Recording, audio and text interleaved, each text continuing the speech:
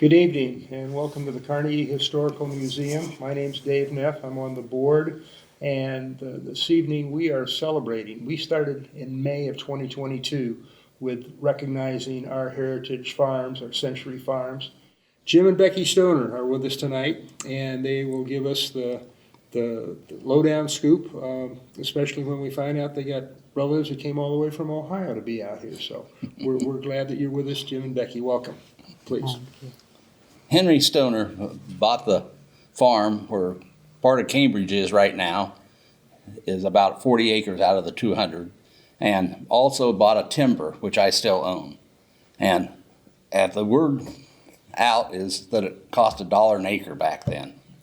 So then somewhere in the 1980s, why the family, great-grandpas had died, and so they're going to split it up, so they had it for sale. And the price was $2,200 an acre. And I had a realtor to come to me and said, do you want to keep it in the Stoner family? It's $2,200 an acre. We can't afford that right now. I got kids in school and everything else. And then, so they sold it. And of course, now it's $10,000 or more an acre. So how things changed, you know. He come in and farmed it for a couple years. And then he sent for his family to come from Ashland, Ohio. And they always joked that Grandma sat in the back of a covered wagon in a rocking chair, and that's what they come across the country in. I always thought that was kind of a cute deal, you know. So, but anyway, also I have two great uncles that died in the Civil War on the Union side, and they have a tombstone out here at Evergreen Park, but at the cemetery, but they aren't buried there. They were buried in, I got to look, Atlanta, Georgia, and Champion Hill, Mississippi, where they were killed. So, and one of them, the story goes, I had a letter, and I looked everywhere to find it. I couldn't find it, but they had a letter that one of them had sent back to the other and says, don't come. It's terrible out here. Guys dropping dead right beside you. Don't come. Well, of course, he come anyway, see. So they must have been fighting beside each other, because the one got killed, and he picked up his pistol and brought it back. And then he went back and he got killed. So I have the pistol. It's up there in the display case up there. So my grandpa kept it, and it was kind of neat. My grandpa showed it around, and a couple older cousins, of course, decided that they'd go buy shells for it and they'd shoot it. Well, that's the last we saw that pistol for about 30 years. And he called me up one time, my grandpa, and said, come in here, I got something for you. So he gave me the pistol then. So the timber I've had along, and they say it's a good one because it's never had any livestock in it, so it grows the trees a lot better than it would otherwise. And I've had 4 harvests since I've got into it, since '88, and I'm right in the middle of one right now then. But I always go through the district forester, so it's made sure it's done. And if you look in my timber, 3 or 4 years after harvest, you can't hardly tell it's been harvested. So, and then we got the, the Woodland Owners of the Year award in 2010 for keeping it up with the deal. So, I don't know. Years later, my grandpa in 1902 went and bought the next farm directly west of where this one was. And that was because his oldest son, Ed, and Effie were getting married in 1904. So they built a house there and bought this farm for them. And it was kind of interesting. And then we ended up building a house 100 years exactly later. We built a house on this same spot. I had to tear the house down. So we were there, and here come a crew in, and I've enough survey, and I knew what they were doing.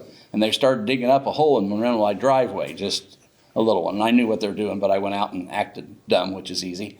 And I asked them what they're doing. Oh, we're digging a hole. And I introduced myself. And all of a sudden he goes, wait a minute. And he goes back to his survey plat. And he says, Ray Stoner planted this pin right here, which is my grandpa. So it was just kind of neat, you know, to get that. So I don't know. I'm going fast. But Ed's son Paul was a bachelor. And he wanted us to the farm to stay in the Stoner family. So he made in 1968, when Becky and I got married, why he made an offer to us that we could come and live with him and we'd take over the farm eventually. And Becky said, I don't remember him asking that. I said, I didn't tell you. to say the least, we didn't do it anyway. As a wedding present, he gave us a quilt that was done by that D. Stevenson in 1855.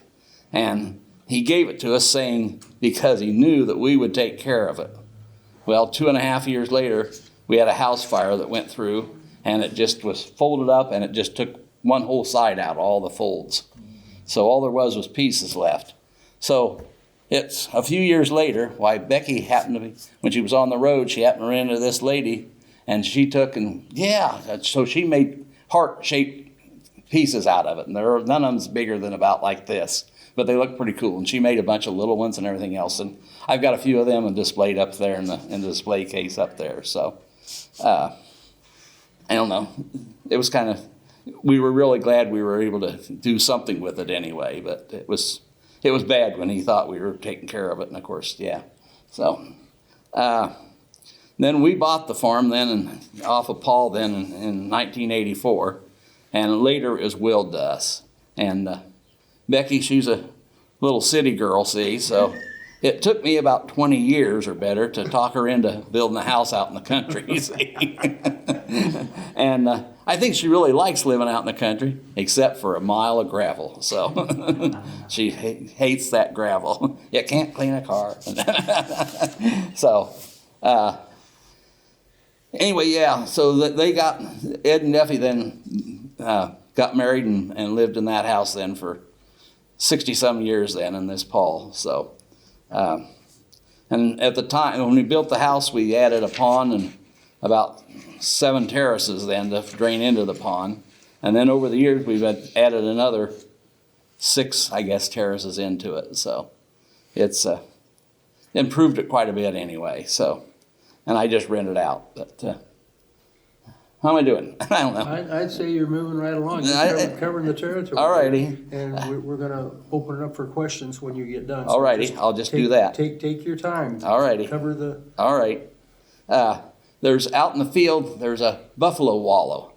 And a buffalo wallow is where the buffalo stayed and they rolled in the fields, and between them, with the weight and the moisture, they just made a big wallowed out place. And it grows great pea vines, but not too much for crops. So a neighbor, Jack Graby, called me up one time after I'd owned it and said that he was tiling within about 150 feet of that buffalo wallow. So we had it done and tiled it out to his tile we could do. And now that's probably some of the best farmland we have off of that. So it's kind of neat, because it was a mess before. So I think I'm moving. A buffalo wallow. Yeah, buffalo wallow they called it. I had heard a lot about them. So then also there on the old timers, I've had a lot of old guys tell me, oh yeah, this has been a lot of them. I think most of them passed away now, but we used to play baseball on the Stoner Field there. And here I found out it was just like right south of where our yard is then. And they had teams from Purley and Fairfield and that coming in and would play ball there. So a lot of them really thought that was neat. There were just a lot of guys, oh, I remember that Stoner Field, so I'm going. Then as a young teenager, I always remember out in the middle of our places, there's a big corner post. And on that corner post, there's 4 farms that come into it. And Jack Graby had one of them. Bob Hudgel, Joan's dad, had another one. And Paul and my dad. And I always remember going to that corner post. It seemed like they'd just stop farming. If they saw each other out in the field, they stopped farming, and they'd all come into that post, and they'd stand there and visit. And of course, as a teenager, and I go, oh, geez, what are we doing here all day? But I wrote a note and just said, back in the days when neighbors were neighbors, who does that anymore? They got to cover the ground, really going. So, I don't know. After we'd bought the place and we were cleaning up before we built our place, I was digging down the basement, and in the dirt, I found a marble top table that was fancy carving on it and everything else, buried in dirt. I happened to see one leg was sticking out of it. It had 4 legs on it. I pulled it out of the dirt and started putting it together, and here I was missing like 4 little pieces on it. So I took a shop class at the junior high out here and used their lathe to carve out the pieces. And the instructor had been my summer helper at one time. I couldn't figure out why you were taking this woodworking course. That's all it was. So I used that. Anyway, so I made them pieces and put it all together and refinished it. And I got a picture of that up in the thing. And it's terrible, but by the time I did that, there isn't nobody around that knows anything about it. So it's old. I mean, I had one lady says, oh, it's got to be way in the 1800s, but I don't know. And then we found one of the bowls and the pitchers. And they look like they kind of match, but we don't know. But we went ahead and set them on there, and they look good together. So, I guess So this has got big marble. Is it white? Is it? Yeah, it's white and marble. It's all you want to lift. Okay. But You take 2 people to lift it, or? well, one person could do it, but Okay. yeah, you really you want to be planted. It's pretty heavy, but I had to put it all together because it had a pedestal and then it had 4 legs that come out. So it was quite a deal to do. So really, that's, I guess, the biggest thing. I want to thank the board and Sandy and everybody for doing this. There's just a lot of things that I come up that I didn't know, but I'd forgotten about it or didn't think about it. And then there's a lot of stuff we run into that I didn't know at all, and I've looked into it and found. So I kind of appreciate that. It makes me feel better, and it's kind of neat. So, Do you feel that your family is well represented at Evergreen Cemetery? yeah. There's a list of people that are in there. 1886, 1888, 1864, 1863.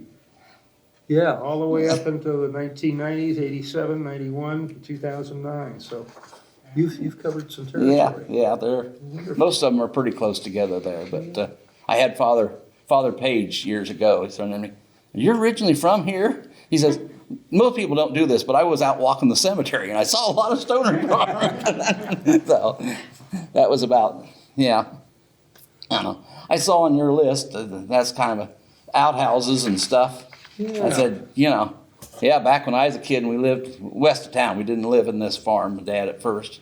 But we first had an outhouse, and finally they put a stool down in the basement finally, which was, geez, you really thought we were in big time, but. Especially in the wintertime. Yeah, especially in the wintertime. I was a pretty little kid, so I really didn't get quite as much in on it as that, but it was just, My story on our houses is when Parsons was going, we had a fraternity, and we rented a farmhouse out west on Highway 34 from Merrill Freskin. Oh, yeah. And that was our quote, quote, party house. And of course, there was no running water, but there was an outhouse. And so these young ladies from Manhattan or Long Island or Connecticut, and they go, well, where do we, oh, no, I'm not going. Well, then you better grin and squeeze. Never mind. But they got used to it after a while. But it was, they covered the territory. Becky, did you meet Jim sometime, or how did you guys get together? How did we get together? Romance, right at first. We're probably, I was a sophomore. He was a junior in Fairfield High School. And as a girlfriend, Patty Day Addie, that she lives out there north of town growing up, and she was having a hayride, so all us girls would get our dates or someone we knew and go, take them, and oh man, I didn't have anybody. Who do I ask, I tried one guy first, but So on second fiddle. but he was busy that weekend. So someone said, oh, here, this guy runs with the crowd as Jim Stoner, Oh, okay, I don't know him, but I had her ask him first, see if he would, how you do in the old days.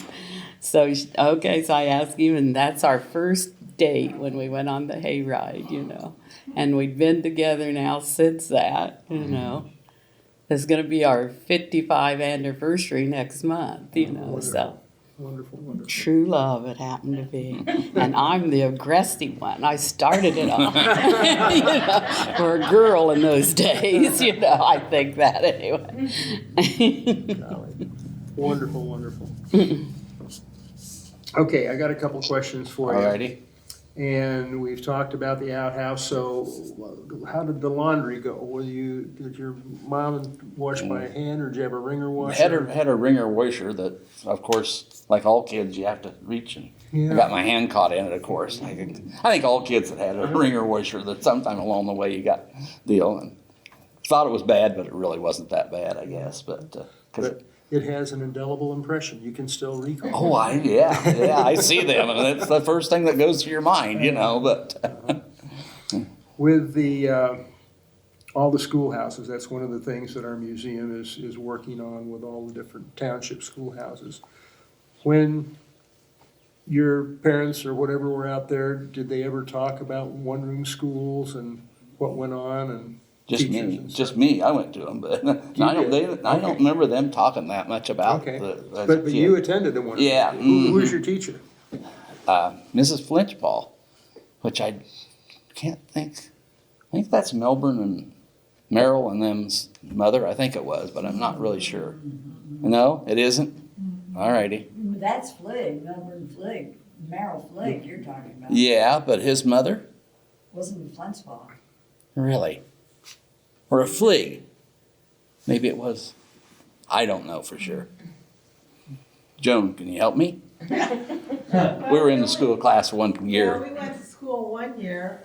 LaRue Flegg LaRue. All right. was the teacher at Buchanan. I don't know who you had. Yeah, I don't remember over here. I went to Alvin Stone's place, caddy corner from me. I went there 5th grade, and then 6th grade they reorganized, and there was 8 of us ended up over here at the Buchanan 3, isn't it? And then, well, I always laugh. That was the only stone schoolhouse in Jefferson County, and this is the one that's got tore down. All the rest of these old wooden ones are corn cribs or storage areas or something, and so. When you were telling the story about taking the house and raising it and building your house, were there barns and other things that Yeah, never had to all take kinds. down? And- Yeah, all right, yeah. It had an old barn, and I tore it down and had an outfit, a crew come in and took the wood, tore it down for the wood. And but then there were some old pumps and hog houses, and the one thing hog house was there, and hogs had been in it. And so I took and put gasoline around the edge of it and everything else, and I lit it. And I had a couple flappers from the fire department in case it got away. And this thing sat there and just didn't seem like it burned. And all of a sudden, I don't know if it was a gas from the hog manure or what, but all of a sudden it just boom, just exploded.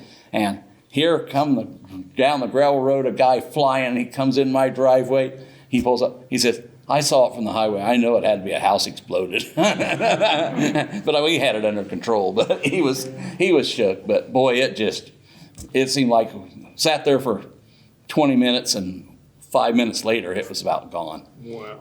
But it's just, I think the gases from all the hog manure over all these years. So, then the rest of the stuff, I just slowly a pump house and stuff like that. I kept the old garage, but it's not old. It was 1965, I think it was built. And I kept it and I tinned it to keep it, but everything else has gone off the place then. So. When you'd have family reunions and picnics, what would you do for recreation? What kind of games or any special things that you can recall other than being invited to go on a hayride with this good-looking lady over here? No, I don't remember really anything that way too much. No. That's fine. You had as we said, a number of family members that were in Jefferson County. Would you have big family reunions? Would there be other people who would come together for a big picnic in the summer at all? We didn't really. We did somewhat, but not very much. I don't know. Just I think there was a little bit of a struggle between my grandpa and Paul's dad. Okay. I think from somewhere along the line. I don't know whether it was land or what it was, but they never got along. Then after Paul's dad died, then Paul and Dad, then they all would get back together then, but there wasn't much of a family, see, because Paul was a bachelor, so it just, yeah, we didn't have that But your much. grandparents had their 50th and 60th Yeah, anniversary. I yeah. remember going even to that. Yeah, that's true, yeah, Their parties, yeah, so. seeing people.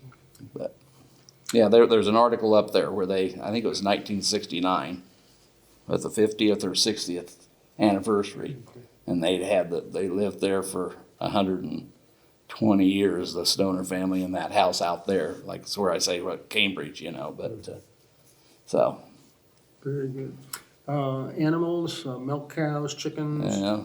Out there at the farm, Dad had like 20 milk cows, and so we'd night and morning, and mostly, I didn't do so much in the mornings, I guess, going to school and that, but the nighttime, that was kind of my job then, because Dad would stay in the field and I'd milk cows, but it was with a couple, 3 machines, so I mean, it was work and it was bad, but it wasn't I did burn or frostbite the side of my fingers because you had to get water and wish what you had to wish, and that way, but no, and then every now and then he'd go down in the back, and then I'd do it night and morning, and my mom had a heck of a time getting me out of bed Sunday morning because I didn't have to be anywhere. Except I'd probably stayed out half the night with somebody. See, I'd blame it on her. See. That's a good memory. That's a good memory. I'd like to open it up if there are questions from those folks who are in attendance on here. Martha? Well, I want to say one thing. Maybe I shouldn't be so adamant about the Fliggs and the Flintspaw connection, but I had never heard of that at all. Well, you're probably right. I didn't.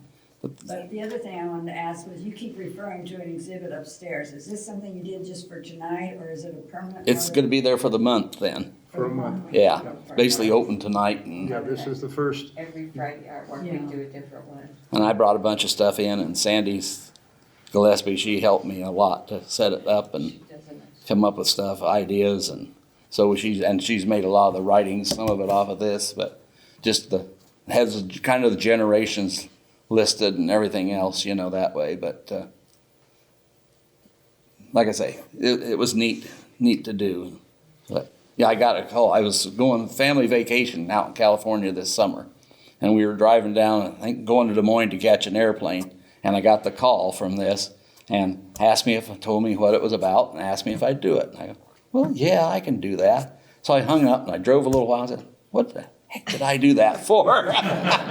But it's been real rewarding and everything else doing it, but yeah, it was kind of funny. I go, what did I do that? Did that right? But anyway, I'm glad I did it. So We have been blessed. Sandy Gillespie is a member of our board, and her family was highlighted for a heritage farm, and so she said, I'd like to be the coordinator for this project, and she's done a wonderful job of lining up and making sure things are happening and things. Usually after the presentation on, like tonight, then everybody will go up and they'll describe and explain what's in the display. It's much more fun to go with the presenter and hear they explain what it is than to just go by yourself on another day. Joan, Jim, any questions, any highlights you'd like to add? Oh. What, you had family up here, Bob Hudgel, anything that? Well, actually, my dad, when he got married, Paul Stoner was his best man. yeah, she just told me that here a while back. They were in the same class in high school. Oh, Good. And so he always, kept in contact with him. And then later on, when my folks were first married, they lived out on Highway number 1 by what used to be the police station tower area. And then they moved where we have our home now.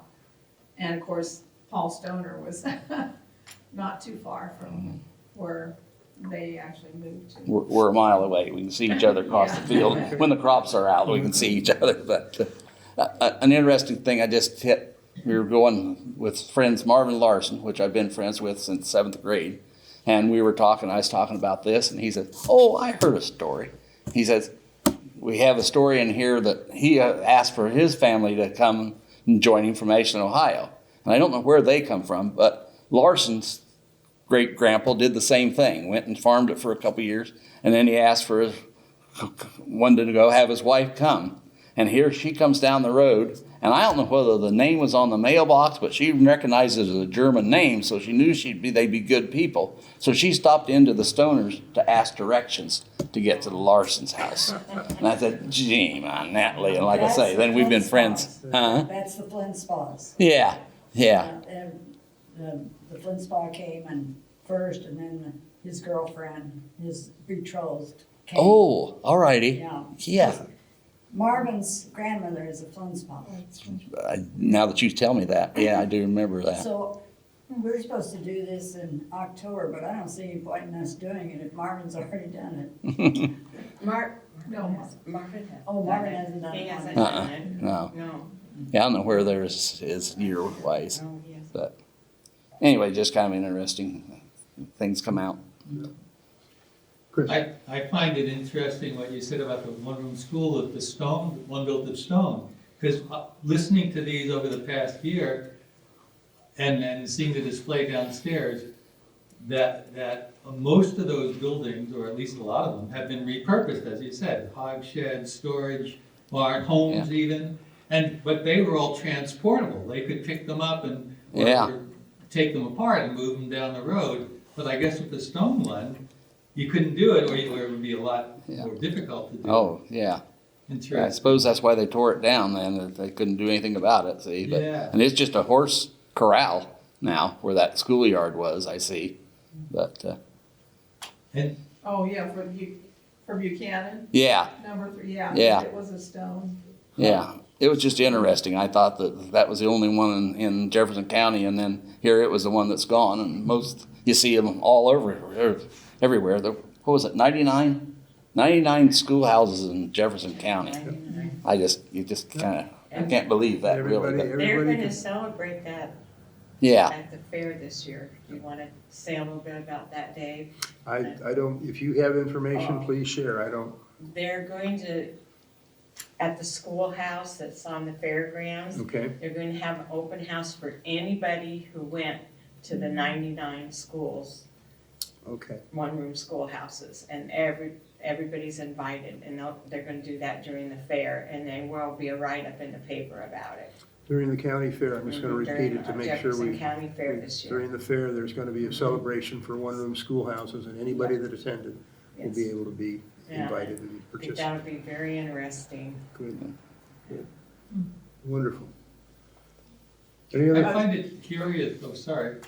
I was gonna say, you're good at writing, you'll have to think up some one-room schoolhouse stories to prepare for the fair now. This took a lot of time. We're not letting you off the hook now that you've got something on writing. You're gonna have to continue with your historical documentation. Go ahead, I'm sorry. Friend Barb. No, I find it curious that you found that marble, that table that was buried. I mean, I wonder, just out of curiosity, was it intentionally buried? Was it thrown in there because they were filling in a pit and they just needed filler? Or? You mean a survey pin? No, the marble table that you found. Oh, yeah, I don't know. Because, I mean, it was, you know how the old basements were down the stairs. It was underneath the staircase then. And I just happened to see this one leg sticking up, and I started digging around with it. And this had to be, well, I forget now. Paul died in 87, so it was after he'd passed away. And we'd owned the place for 3 or 4 years. Maybe because he was passed away. Yeah, because he lived in it then as long as he was alive after I bought it. But it must have been after that, and I was just messing around in the basement there, was going to clean it up, and happened to see this leg sticking out of the thing. Was it a dirt floor basement? No, there was No. concrete otherwise, Yeah, but under these stairs it was dirt all the way. Because there were, in Yeah. the old days, I can remember some of them being dirt floors. Yeah, but I couldn't believe it. I started coming that out, and I mean, it's beautiful. It's a neat thing. That's great that you Did you found Yeah. that. say there's a photo of it upstairs? Yeah, Okay. yeah. Oh, good. yeah. Nice. Yeah, I took it, but yeah, it wasn't that bad to put together though. It was all the pieces, and I had a little pin, and so. But You used a term that I either misheard or didn't get when you had the fire trucks there, or whatever you said, to call them flappers or clappers or something? Little flappers deals. I don't know You what can that make them, the fire department has them too. We were talking about this when we were preparing, and if you're doing prairie burns, you take a big mud flap from a semi-truck and cut it down so it's about this size, or maybe Yeah. a little bit bigger, and Yeah. then you put a handle on it. Yeah. And you brush it. You don't flap it, because that way you're putting more air to it. But you smother the fire when you're doing a prairie burn. And so he had some of those when the house Okay. exploded, and that Yeah. was what he was, part of his equipment in Okay, preparation for that. no, I'm glad you explained that, Yeah, because and I you- had no idea what you're talking I'd about. never heard of that either. And you can get them from the fire department, but you can also, him and his crew, they make them too, I think, you know, but, yeah, I went. We have a group called the Glasgow Road Mafia. Ray Woody, Dave and Sherry, Roy Eubanks, Gary Roth, Pete Tolliner, and then we invite people from town, Roger Gillespie and Ron Myers and stuff, and 3 of us have prairie that needs to be burned on every other year or whatever, and so we're like itinerant farmers. Today we're going up to Germanville, up to Pete Tolliner's. Ray Woody's, and then Yeah. 2 days later, we go down to Tolliner's down toward Libertyville, and they'll come over and burn our prairie, but we all work together, and we have the equipment. We got 3 people with 4-wheelers and 25-gallon water sprayers on the front of it, and then we have these flappers. And other people have that, so if it gets too far out, then you spray it, but just to control it so it doesn't migrate, the flappers work Very very well. Nice, I learned something. And if you want to see a prairie burn Monday morning, That needs to be filmed. just one of north those. of the North Campus Village, we own some land there. and We're gonna burn Monday morning. Monday 9 morning. o'clock. Uh-huh. Okay. It'll be a big fire. Well, where exactly north of Just North north Campus? of North Campus Village on B Street, on Larch Avenue. It's just the next lot right after, It's right, Yeah. at the city field. limits, and we're the next thing. You can't miss, it's all in set North- aside. North B Street. About 10 acres, and it'll be a big fire. And It's all grass. basically in between Highway 1 and the Cemetery Road, B Street, I guess you'd say. B Street. B Street. Wonderful. Both sides of East There's Street. an invitation right there. Beyond they're the between Highway B 1 and Highway 1. You go out B Street, that's the one, Sure. works there. Yeah, sure. I would like to take this opportunity to thank you as concerned heritage folks for being here, for sharing the story. And also Alita, one of our top volunteers, that said, sure, I can run the video camera. And so she got the blue lights to come on here, and we've got the audio and the other stuff. So Alita, thank you for raising your hand and saying, sure, I can do Thank that. you. And Becky for telling how you guys got connected. That was Oh, pretty neat up there, so. Cute little Becky. Yeah, yeah. Jim, final words. No, nothing really. Like I Okay. say, I'm glad I did it. Today I was kind of, oh geez, I gotta do this, and as I told Becky on the way in, I'm glad to go do it, but I'll be glad when it's over with. You did great, Jim. You did great. We'd like to invite all of you that are able to go to the 3rd floor. You can use the elevator to go up to the 3rd floor, and they will be able to share and explain a little bit more about the display that will be for this month of April on that. So, in that, we will close and say thank you very much and appreciate you coming.